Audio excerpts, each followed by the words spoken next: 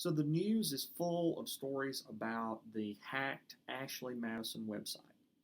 Most everybody has probably figured out now that ashleymadison.com was a website for people who are looking to have an affair.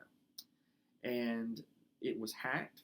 These hackers committed a crime by doing that and committed innumerable crimes by disseminating this information publicly.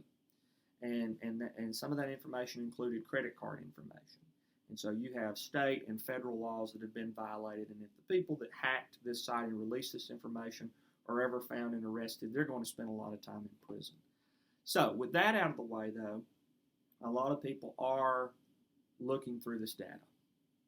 And it is going to, if not already, cause a lot of divorces.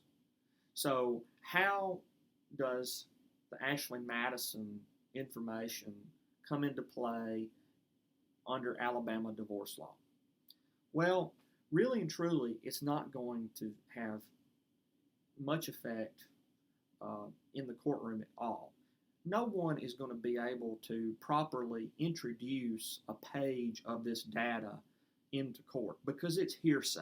It's unverifiable. You're not going to be able to subpoena the hacker into court to authenticate this information. You're not going to be able to bring in Ashley Madison to verify hacked information that somebody put together. It's not going to work that way.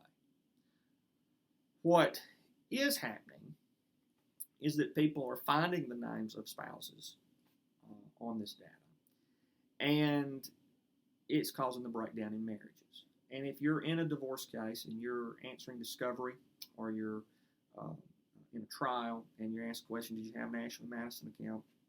Of course, if people really did, and they're honest, and they figure that there is other ways to verify this information by getting credit card data from the credit card company, then they're going to admit that. Or simply when they're confronted by a spouse who may have seen their name, address, credit card information on this data release, may confront them and ask them if they've been cheating. And so it's probably going to cause a lot of divorces. But it in and itself is not evidence of adultery. It's not good that anybody had an account, and just because they had an account, is a problem in any marriage. But does that equate to proving adultery in Alabama? No, it doesn't. To prove adultery in Alabama, politely, you have to prove a physical relationship to actually prove adultery. Now, because this is a civil case, you can prove that occurred through circumstantial evidence.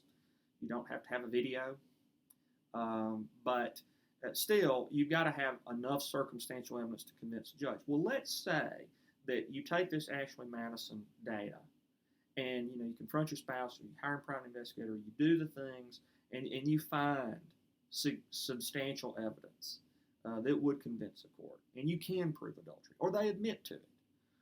What does that mean in a divorce case in Alabama? Well, a lot of the times it's not going to have a huge effect in what happens with the property division between married spouses. That's not to say that our courts are condoning adultery or condoning this kind of behavior, being on websites trying to set up an affair, but the judges are there to try to solve the problem of how do you untangle people's affairs when their marriage breaks down. And unless an affair was somehow done in front of children, or unless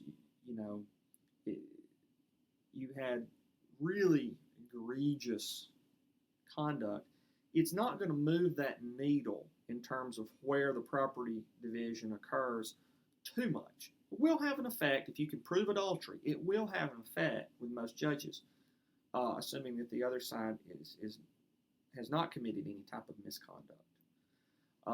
But it's not going to move it a whole lot. Now, there are other types of misconduct in a marriage, especially like physical abuse, and that's a whole nother ball game, and that can have serious effects over child custody, property division, alimony, payment of attorney's fees.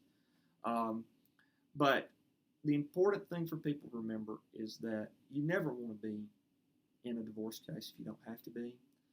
There's no way to verify really um, a lot of this data. There are a lot of people, prominent people, that are saying that their names are in this data, but yet their credit cards were hacked. I don't know if that's true or not. It could be, but there's really, just from looking at the data, there's no way to tell that. There's other things you would have to do.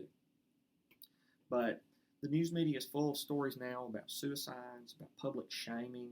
Um, there are people that are probably getting accused of cheating because their name shows up in there, but it's another individual with the same name. It's causing a great deal of upheaval in relationships right now. And before anybody runs out to see a divorce lawyer, they really need to think about where this data came from. The fact that it may not be verifiable, uh, and the fact that it may not be evidence that somebody really was using this site. Uh, it could be that credit card information was hacked. It could be that it's a different person with the same name that just happens to live in the same city. But it could be that somebody really was on this site and using it to try to have an affair or succeeded in having an affair. And the sad thing about it is that if a marriage has got to end, it's probably better for everybody that it doesn't end in a very public way to embarrass either party. But that's happening because of this data breach. And one thing I would say is this is uncharted territory. We've never had anything like this happen in terms of a website like this. We've had hacked websites before. We've never had a hacked website like this with this many people publicly basically accused of cheating on their spouses. So I think it's very important for people not to jump to firm conclusions. If you're married, there should be an element of trust there. You should be willing to not jump to conclusions and have serious conversations about this, because just because somebody's name appears on this data that has been released is not necessarily the end of the story, and there's a lot more that you need to do before you decided to end your marriage because of it. So I hope that that gives you a little bit of insight over how the Alabama courts would view this, and hopefully you're not going to have to be dealing with any of these issues.